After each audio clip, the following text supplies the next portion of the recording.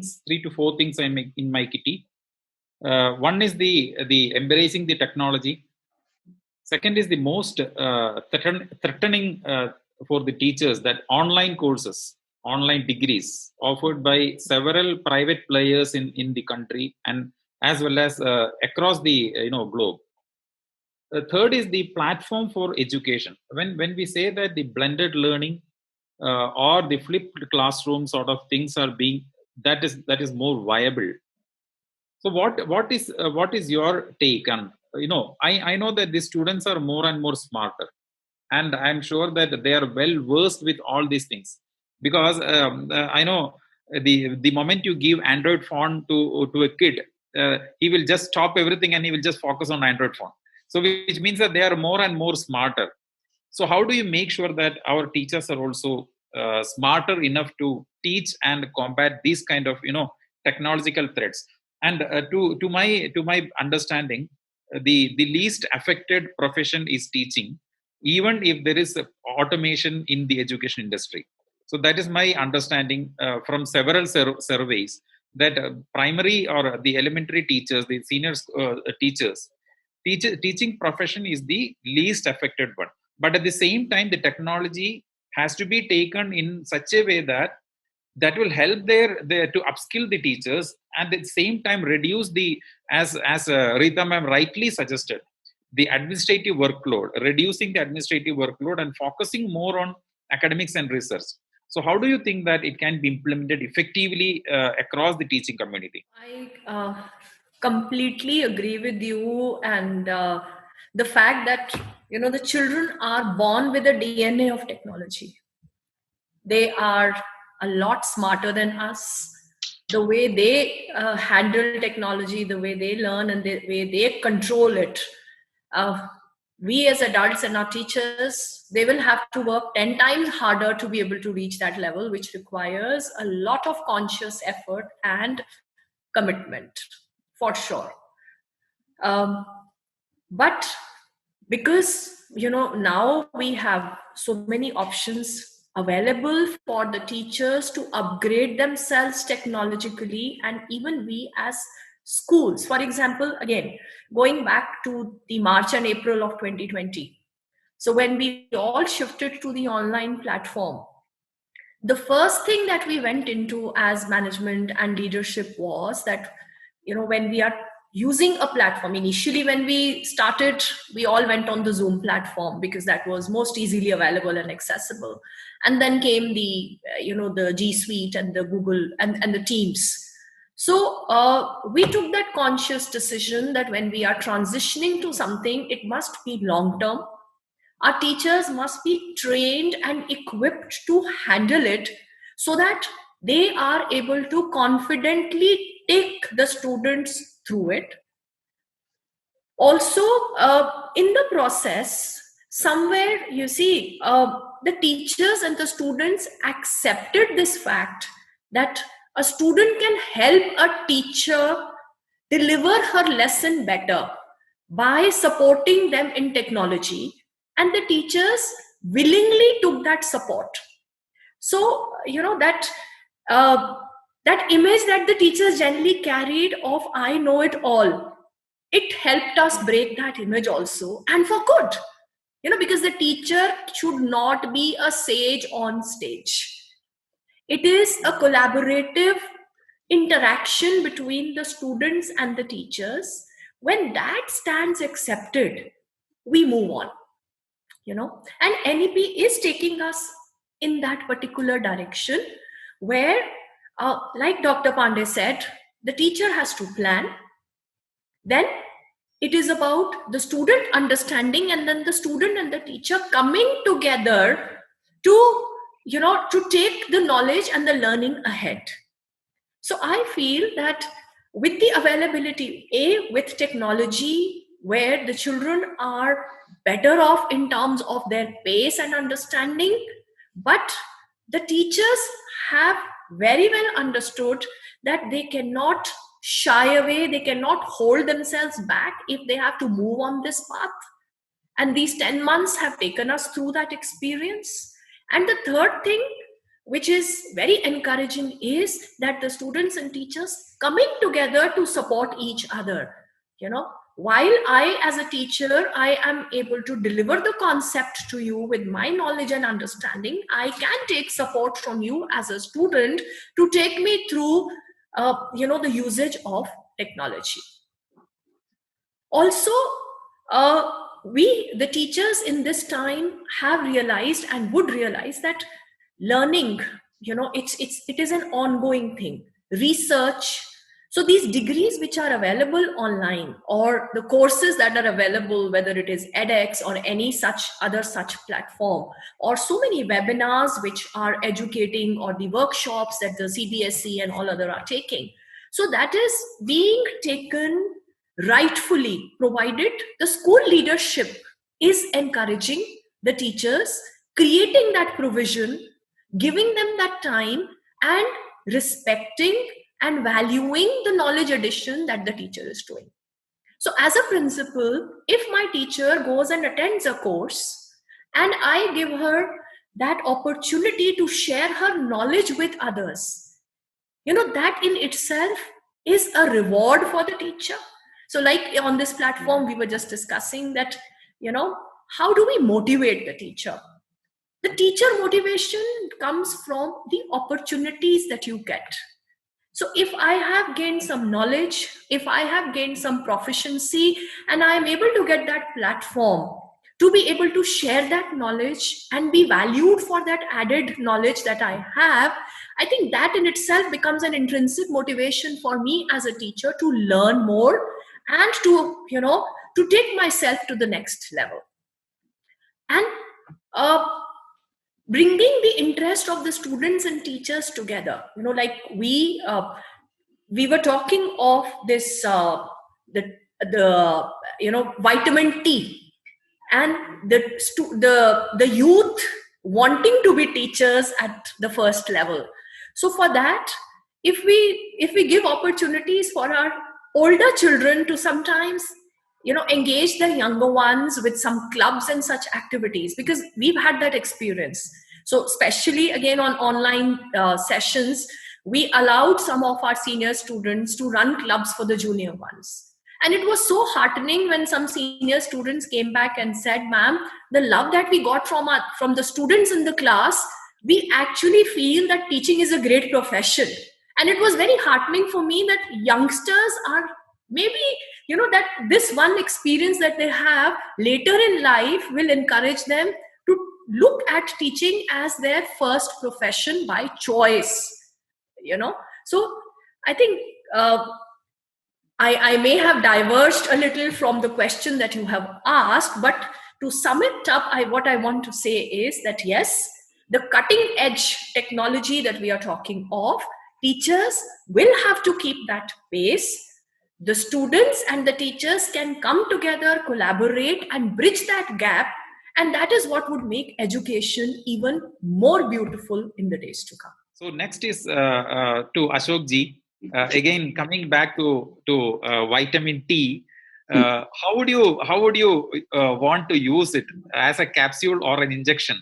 The right day, today is the day of vaccination and the building of infrastructure. And rightly said, pointed by Anuradha ma'am, when she said that it is the school leadership. Do you think that the vitamin T has to come from the top, or it has to come from the middle layer? What do you think? I recently did a small research, and the finding of the research are published. But I just in short, I want to tell you, the COVID has also taught us one new thing, that the educational leadership has emerged from the bottom up, and the teacher leadership has emerged. This is for the first time that how the online teaching will take place, what platform to use, how to go in the classroom to the scrutiny of the whole world without preparation, and play to the pranks of the children. As you yourself commented, they are one step ahead of the teachers. So this game of mute, unmute, whiteboard scratching, pranks, keeping ma'am out of the whole group, all those things, teachers learned themselves. It did not come from the leadership of the school, right? Yeah, Where the leadership has made a difference is either enabling this teacher leadership or hampering this leadership. So therefore, I think leadership does not wait for the hierarchies. It emerges wherever there is a vacuum. And this time, this vacuum was filled by the teachers themselves. So I think this is my first response to what you said. But taking a cue from what Sandeep ji said and my own experience, I can tell you there is no dearth of innovative teachers, whether in the private sector or in the government sector. The only thing is, how do we nurture them and how do we scale it up? That is the whole problem. And Delhi government experiment itself, like any other government. I mean, did you know the name of any government school teacher who brings innovation in the classroom? But it started happening because there was an incentive for that. There was somebody who was telling them, come on, you can do it. Come on, this is what you are supposed to do. So therefore, I think most of our panelists have said that there is a whole lot of things we can do first with the existing teachers as to how we can bring leadership in them. And incentivization is at various levels. It doesn't have to be cash driven all the time. It could be non-cash also. It could be a pure words of love, faith, and trust. It could be giving them an opportunity to come and present a paper in a seminar. It is shouting out their achievements in the corridors and in the assemblies all the time, and is sponsoring them. Wherever there is an opportunity, let us sponsor those teachers to go and take part, write, publish, write a blog. Social media is abuzz with opportunities like this. So I think we have to exercise those things because, we may blame the teaching profession, but in any other profession, the growth is not at the proportion of the level of the pyramid. It has to go conical at one stage. After all, only one army general will be there. So in a school also, you will have only one principal, right? But then does it mean that 150 other teachers will feel dejected? No. The idea is that how do they feel about themselves? What is the worth of they themselves value? And how they are growing as human beings, how they are growing emotionally, socially, intellectually, what are the values they bring on the platform, on the campus. I think that is also growth story. So I think these are some of the efforts which can be brought together. But coming back to NEP, we have not mentioned NEP in this webinar for the last 20 minutes. So let me tell you, NEP 2020 talks about merit-based promotion and also non-hierarchical in the sense that as a teacher, I can be taken as a policy maker. I can go as a researcher. I can go as an expert. This is what the policy is talking about. I think this is a very, very good thing. And it will bring us at par with the foreign countries, advanced countries, where school teachers become professors also. I think in India, it is a dream as on today. But if this dream can be fulfilled through the instrument of NEP, I think I'll be the happiest person. See, there is a divide between when we talk about the metro cities or tier 1, tier 2, tier 3 cities. What is your take on the or opinion on the implementation of everything whatever we spoke so far? How do you think that this can be rightly implemented in the rural areas where education is not delivered or the school leadership is not taking the education seriously? Rather, they have different other interests. So how do you think that it can be implemented in rural areas which is more serious, and we find that there are very good students coming from rural areas? That's the biggest challenge, right? If you think of a kind of treating to the top layer is not enough, right? You have to make sure that you are reaching to the last mile, and most of the kind of population of underserved live in the areas which we call rural, right? So basically, if you look at the kind of the public education system, and I hope that Dr. Ashok would agree that due to the lack of political will, there has been a lot of lack of irrationalization of the teachers, we can see. So you'll see that in public education system, most of the teachers are concentrated towards the urban centers and the headquarters. So if you look at the kind of disproportionate arrangement of teachers sitting in the urban centers vis-a-vis rural, most of the rural schools in the country you will find single teacher schools where you will have like good number of kids coming to the school because there are no alternatives. So the private schools are not that widespread in the rural areas. So what happens that the most of the kids go to the government school, whereas the number of teachers are very low because most of the teachers, because of their political connections mostly, they tend to request for the transfer to the urban centers where they could send their kids to the good schools. I mean, so-called private schools, right? So that's how it works. Now, what is happening is that until we really think of rationalizing the teacher's number, the teacher's position. I mean, one is that the teacher vacancy is important thing. If you really want to address this to the rural part of the country, you have to make sure that you have the teachers to address this, first of all. Schools are there. I mean, if you look at the access thing and a lot of emphasis on the access because of this Sarv Shiksha Abhiyan, and also making sure that we have schools in 1 kilometer and 3 kilometer premises. At least there are schools in 1 kilometer and 3 kilometer in the country.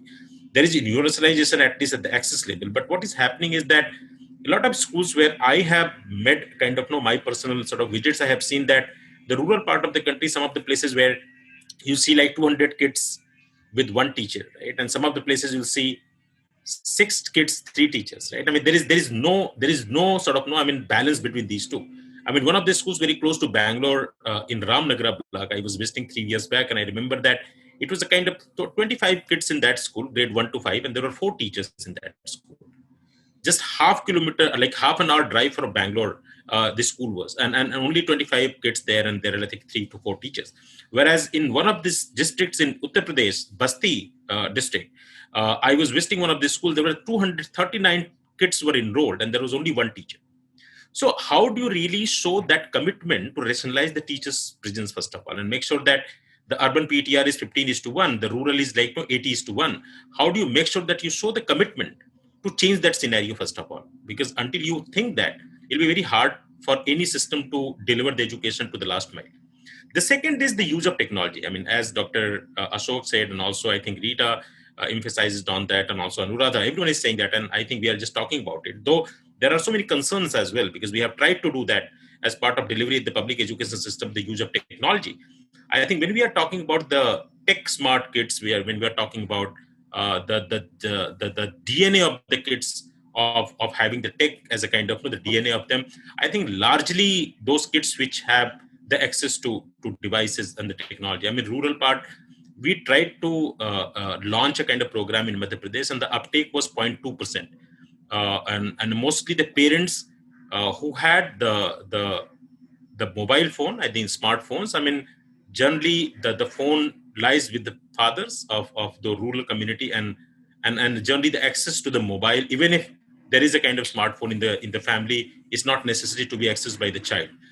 So child will be the last one to get that device, because and the capability of that device as well, whether you would be able to download like 3 to 4 app there and make sure that you are just not teaching your kids. So I mean, all those things are there. So I think, how do you really disrupt the entire thinking from being very linear to very disruptive in terms of technology, and making sure that you don't only rely on the internet, but also think like, how could you think of very innovative way of using the technology, and at the same time making sure that teachers are available to handhold kids, and making sure that the education is being implemented. So there are two things, as I said. One is that rationalization of teachers and maybe consolidation of schools, making the school campuses, which NEP talks about, creating a kind of magnet schools where you create a high excellence, center of excellence, and then attract a lot of kids from that particular community to be part of that.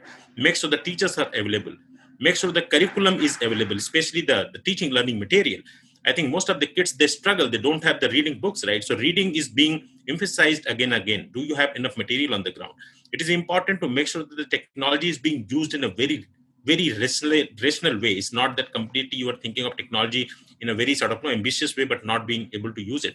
So I think there are 3-4 things I would say. One is the availability of teacher, consolidation of schools, making sure the technology is being thought through in a more disruptive way, and making sure that the end sort of the beneficiary is being benefited by the technology, and participation of the community, because community has been kept little sort of away from the education system. I mean, this school management committee and all those things are good on paper, but in reality, I think mostly they're very politically charged community. So how could you make sure that parents have a very sort of genuine participation in school processes, and not being only seen as a kind of the people who are sending their kids and they don't know how to teach and what their kids should learn and do not learn.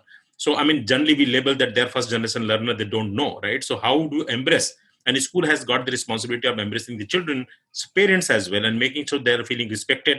And some of the examples could be learned from Delhi. I mean, the way the community participation happened, I think that could be replicated in other part of the country. So three things, as I said, I mean, teachers availability, school consolidation could be like, one way of doing this. Second is use of technology. Third is community participation. If we focus on these three things and making sure that the political will is there, a bureaucratic commitment is there, enough funding is there, then I think we'd be able to reach to the last mile.